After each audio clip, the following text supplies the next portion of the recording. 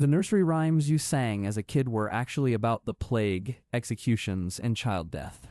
Some nursery rhymes really are dark, but many famous secret meaning stories were invented much later and are shakier than people think. That surprise is exactly why these stories spread so well, because the idea that children were singing about plague and executions feels creepy and unforgettable. The truth is more interesting than a simple yes or no, because nursery rhyme history is a mix of real darkness, weak evidence, and later myth-making. Nursery rhymes as a genre are old, but the versions most people know today were often stabilized much later than the events tied to them. The first printed nursery rhyme collections appeared in the mid-18th century, even though some songs and children's games had circulated orally long before that. That timing matters, because if a rhyme was fixed long after a famous plague, war, or execution, the neat one-to-one history story gets weaker. The most famous example is Around the Rosie, which many people say is secretly about plague symptoms and mass death. In that popular story, the Rosie is a plague rash. The posies are flowers to fight bad smells, and we all fall down means death. It sounds neat, scary, and easy to remember, which is exactly why it became one of the best-known nursery rhyme stories. But folklorists and historians usually doubt it, because the rhyme appears in many different versions that do not fit plague symbolism very well. Some versions even have children getting back up after they fall, which does not match a simple death ending at all. There is also no convincing evidence placing the rhyme in plague-era England, which is a huge problem for the classic story. Even more important, the plague reading seems to have spread mainly in the mid-20th century, not as an old, unbroken tradition from the plague years. So, Around the Rosie is a strong example of a powerful modern legend rather than a securely proven history lesson. London Bridge is falling down is more complicated, because some scholars allow a possible link to old foundation sacrifice folklore. Foundation sacrifice is the idea that a human life was somehow tied to the building or stability of a structure.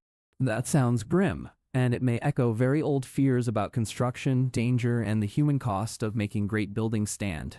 But even here, hard evidence connecting the rhyme to a real sacrifice at London Bridge is missing, so the story stays possible, not proven. Humpty Dumpty gets another famous dark backstory, with many people claiming Humpty was really a cannon in the English Civil War. That version is popular, but the evidence for it is weak, and historically the rhyme worked as a riddle before people pictured an egg. Today the egg answer feels obvious, but that image grew stronger over time rather than arriving as the original locked-in meaning.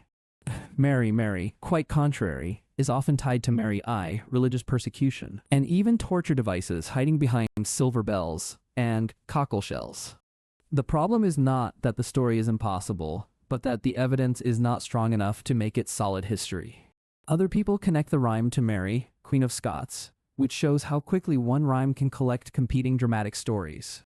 Jack and Jill has also been linked to many different ideas, including a local accident, Norse myth, the French monarchy, and old measures or taxes. When one rhyme has that many rival explanations, it usually means people are guessing around a mystery rather than solving it with confidence. Ba, ba, black sheep is commonly explained as a reference to a medieval wool tax, often linked to Edward I.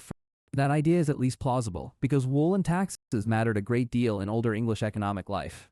But plausible is not the same as proven, and some explanations may be later people trying to pin one exact event onto a flexible old rhyme. Oranges and lemons is tied to London church bells and ends with a chopping line that many people read as execution imagery. That reading is not absurd, because execution was a visible part of public life in older societies and could enter shared language. But the rhyme also clearly worked as a children's game, which means the game structure may matter more than one hidden event. Goosey Goosey Gander and Ladybird Ladybird have both been read through the lens of religious persecution after the Reformation. Those readings fit the broad climate of conflict better than some plague myths do, but they are still interpretations rather than final proof. Lucy Locket may have one of the more believable social readings because it has been linked to 18th century sex work and rivalry. That kind of link makes sense because gossip, urban life, and satire often flow into popular verse much more easily than grand secret codes. Who Killed Cock Robin has picked up political and mythic readings, but it also fits traditions of animal elegy, mock trial, and satirical verse. So why do dark nursery rhyme stories stick so hard even when the evidence is thin or mixed? One reason is simple shock, because people love hearing that harmless children's culture hides plague, punishment, hunger, and death underneath. Another reason is that folklore invites survival theories, where modern harmless songs are imagined as tiny fossils from older and harsher worlds. Teachers, tour guides, local historians, and media writers also repeat the best stories because memorable stories travel farther than careful uncertainty. Still, beneath the exaggeration, there is a deeper truth that matters a lot. Pre-modern childhood culture was not sanitized like much modern childhood culture. Death, disease, violence, execution, cruelty, and hunger were part of everyday life, so they naturally entered jokes, songs, games, and memory. That means children in earlier societies were often closer to the harsh realities adults faced, rather than shielded from them the way many children are now. Victorian and later reformers were uncomfortable with how violent many children's verses could be, which shows the darkness was visible even then. By the early 20th century, reform-minded critics were still objecting to nursery rhymes for death, cruelty to animals, poverty, and mockery of disability. So the careful answer is not, all nursery rhymes are secret history lessons about plague and executions, because that goes too far. The careful answer is that many nursery rhymes contain dark imagery, and some may preserve echoes of punishment, poverty, religion, conflict, or mortality. But the most famous one-to-one decodings are often weak, and in many cases, the secret meaning became modern folklore of its own.